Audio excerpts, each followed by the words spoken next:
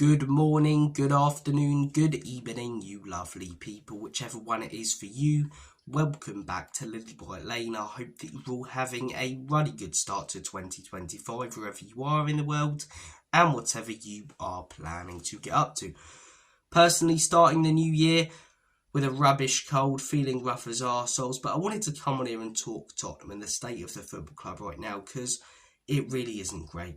Things are not looking great for Spurs right now, and although it's a new year, I don't see things changing anytime soon. I'd love to be more optimistic about the situation at Spurs right now, but I think from top to bottom the club are a mess. The club is rotten to the core at the moment, and if anything, it could get worse. It could get worse. I think it's more likely to get worse than get better. Every few years, I think this is the new low point. You know, a few years ago, the 6-1 against Newcastle, sacking Antonio Conte, a serial winner who, you know, didn't win anything at Spurs but has won a trophy at every other football club. I thought that was a low point, but we were at least contending for top four then still.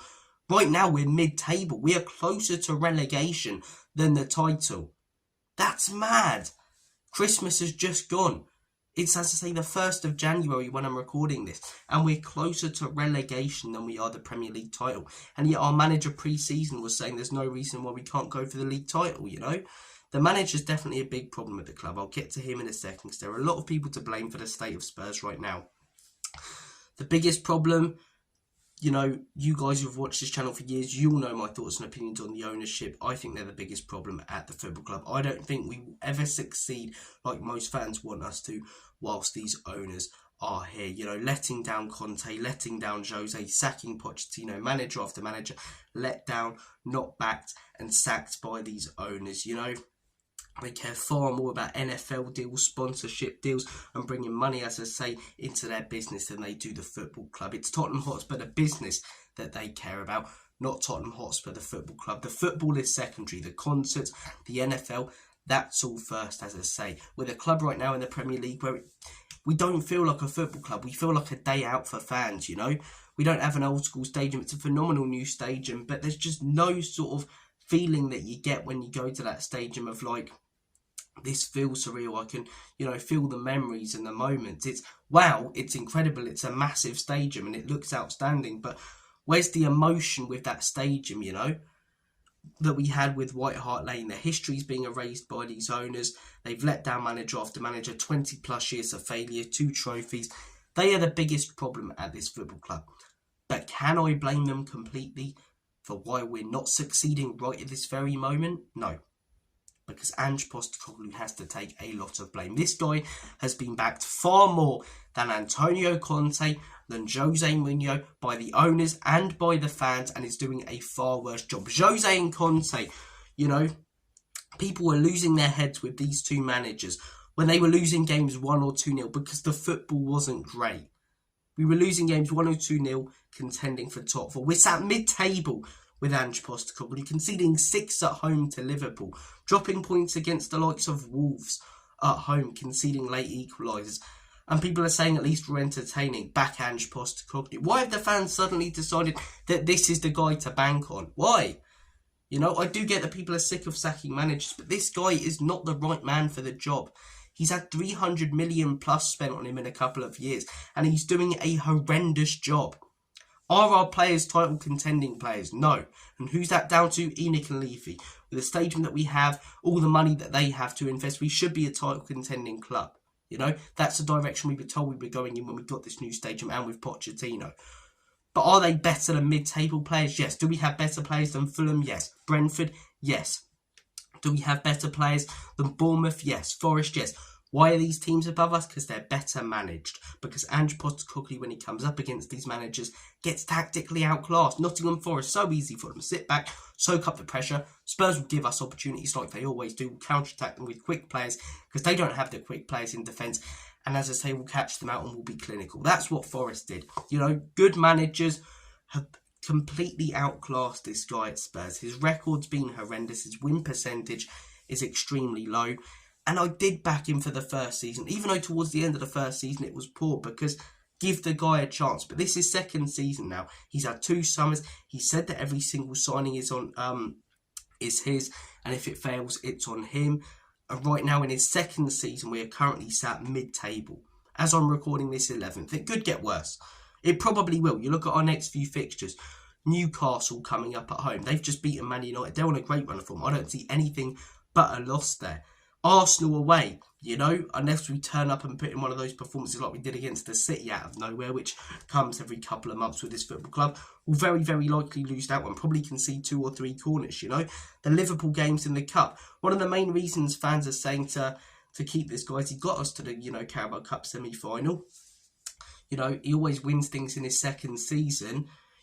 Let's at least let him try and win these trophies. Okay, let's at least let him try and beat Liverpool at home. We just conceded 6 to them. 6 at home in the Premier League.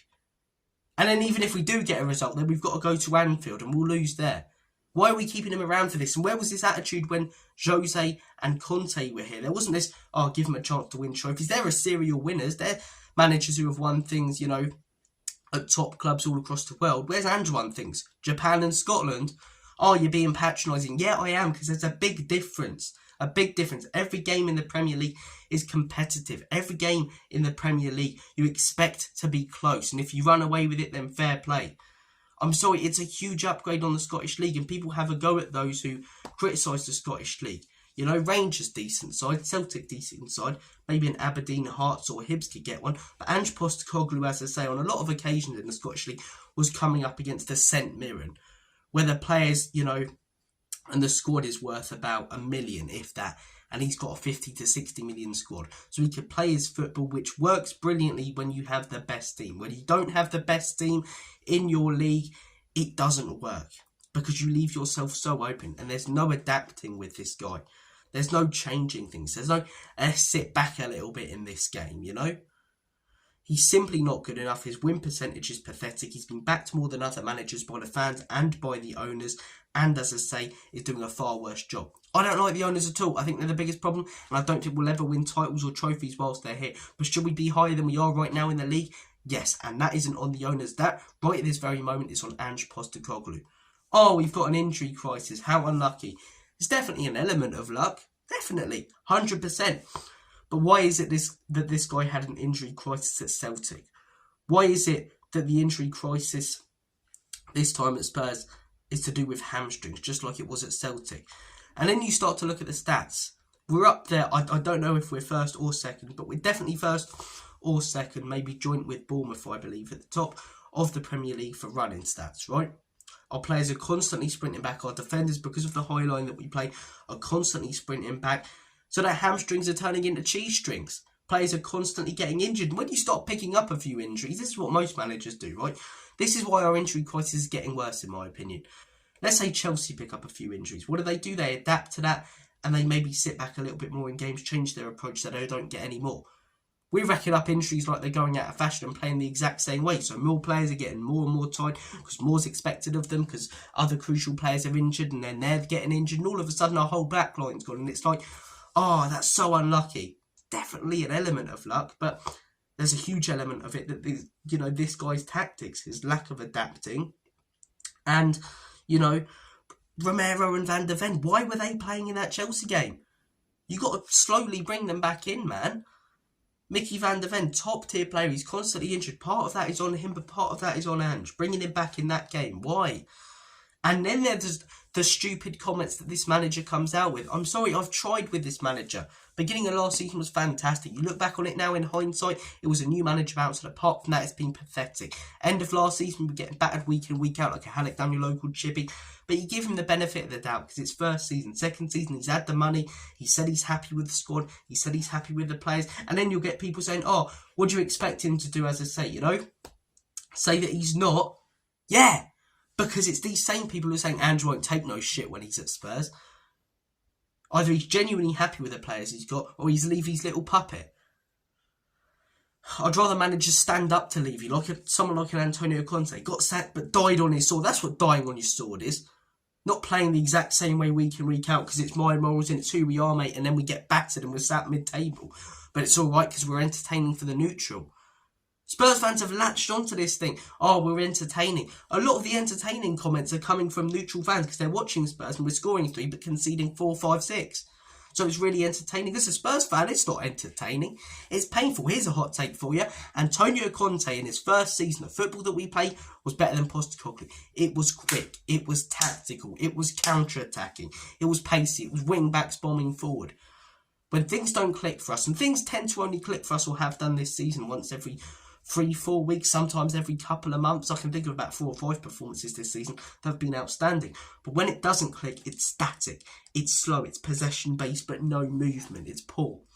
You know, is part of that on the players not executing it to perfection? Of course it is. The players have to take blame because they're not title-winning players like some of our fans make them out to be. They're not title contending players, but they are, at least in my opinion, 4th, 5th, 6th place players in the Premier League.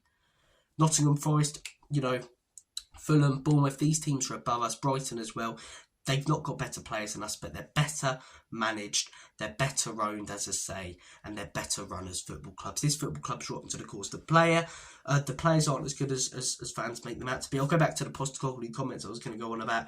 People talk about this guy having a winning mentality, and he says stuff like, as long as we're entertaining, mate, it's not, you know, about the wins. I'm okay with conceding goals. Contradicts himself every 5 minutes, you know, says that he's happy with the team, then that we need investment, then that he's happy and we're going in a good direction, then that we need investment. It's just, the guy's constantly chopping and changing. In my opinion, he's so out of his depth, it's unreal. I think what it is so many fans, as I say, have turned against other managers. They finally got a manager who plays, in their eyes, good football, and this is the manager that's, you know, they're saying, right, I don't want to turn on another manager because so many managers have been sacked. It's not because it's Ange, it's just because it's another manager being sacked. Jose Conte, I backed them because they were serial winners and we let them down. We didn't bring in the players they wanted. We've brought in the players Ange wanted. You know, Jose wanted Skriniar. Who did he get? He got Joe Rodon. Antonio Conte wanted Bastoni. Who did he get? Longley. Ange wanted Van der Ven. He got Van der Ven. Ange wanted Maddison. He got Maddison. You know, Ange has gotten the players that he wanted. In his own words, he said that as well. He's not doing good enough. His win percentage is pathetic. The football isn't as good as some fans make us out to be. Fans have latched on to the entertaining tag given to us by opposition fans because we're constantly conceding as well as scoring. A lot of times more conceding than we are scoring. We'll occasionally put in a fantastic performance, but that good performance once every 3 or 4 weeks for a club like Spurs isn't good enough. The expectations are in the gutter. I'm not entitled, and fans who call this guy out aren't entitled. You know, this is what annoys me as well. You get a lot of Spurs fans now who are behind Ange are toxic, entitled, negative Spurs fans. Sorry, if you're paying your money to go and see that football club, you're paying the highest ticket prices. You deserve to see the highest results. Don't call fans sorry, cold's coming. You know, don't call fans. Sorry about that. Don't call fans who pay their hard-earned money to go to that stadium, have to pay the highest ticket prices entitled when they're pissed off for dropping points against teams like Wolves. The owners need to go. 20 plus years of failure. This manager is a joke. His second season has been nothing but poor. I've given him time. He's been backed more than others by the owners and by the fans, and he's doing a worse job. The players aren't anywhere near as good as some of our fans make out to be. We need players and deserve players that should be able to contend for league titles and have some mettle when the big games come around. The club's a mess. The fan base is divided and arguing. I needed to come on here and make a video, even though I practically want to get straight back into bed after this because I'm feeling so rough. But the club's just such a shambles at the minute. I don't see where it gets better. Lose against Newcastle, lose against Arsenal, lose against, you know, Liverpool twice. This manager could be gone. Fiorina can leave, he's sacking before those Liverpool games, so at least we have a chance of winning a trophy. Hoffenheim, most other seasons, you say we win that. Now I'm not sure. I can't see where the next points are going to come from. I really, really can't. Out of his depth, this manager. Owner's not good enough. Players not good enough. Fans divided and arguing amongst each other, calling each other the problem. Club's an absolute mess at the minute. I feel sick of it. I genuinely do. I'd much rather just sit on my arse and watch the darts over the next few days. Sod the football. Happy New Year, guys. Sorry, it's really negative, but it's the way I feel at the minute about the club. Take care of yourselves. I'm going to get some, I nearly said some Calpol. Calpol's fantastic though, isn't it? I do miss having Calpol when you're young. Get some paracetamol in me, watch the arrows, the darts, Dobie versus Gerwin Price. That should be cracking, and then a couple of good games later. That's what it's all about at the minute, the arrows. So tungsten tossing it is for me over the next few days. instead of football. Take care of yourselves, guys. All the best. Come on, you Spurs. Have a very, very good New Year.